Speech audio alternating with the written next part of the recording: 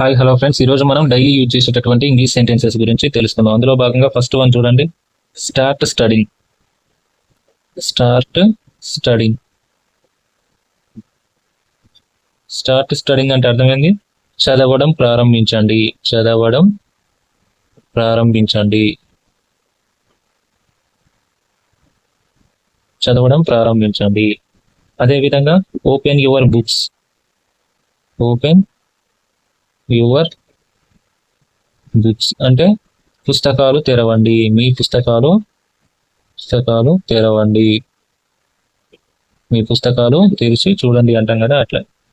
Next, right down notes. Right down notes.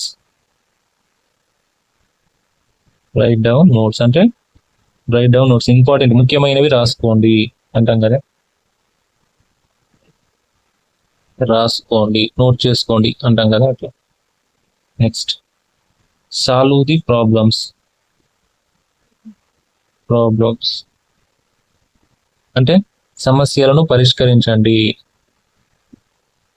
పరిష్కరించండి. సమస్యలను పరిష్కరించండి.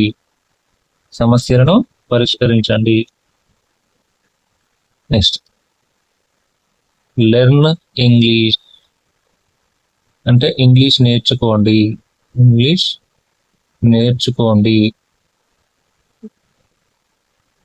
Next, how to learn English. English ఎలా నేర్చుకోవాలి.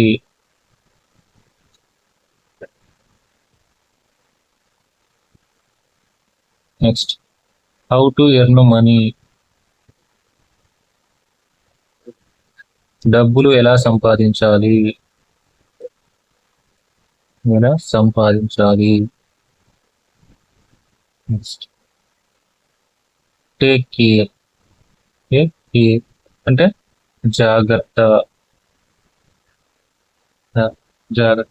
ఇట్లా సెంటెన్సెస్ అనేది ఈ విధంగా కూడా ఫామ్ చేసుకోవచ్చు. అదే విధంగా ఇంకా చూసినట్లయితే, I will pay room rent. నేను అద్దె చెల్లిస్తాను. నేను అద్దె చెల్లిస్తాను. అదేవిధంగా, I will write A book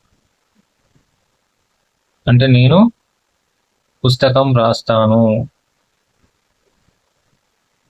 so ఇట్లా ఈ విధంగా సెంటెన్సెస్ అనేది డైలీ యూజ్ చేసి, అంటే నిత్య జీవితంలో మనం జనరల్ గా యూజ్ చేసేటటువంటి సెంటెన్స్ ఈ విధంగా నేర్చుకుంటే మనకి ఇంగ్లీష్ అనేది చాలా సింపుల్ వేలో ఉంటుంది. ఇలాంటి ఇన్ఫర్మేషన్ వీడియోస్ కోసం మన ఛానల్ని సబ్స్క్రైబ్ చేయండి, లైక్ చేయండి, షేర్ చేయండి. Thank you.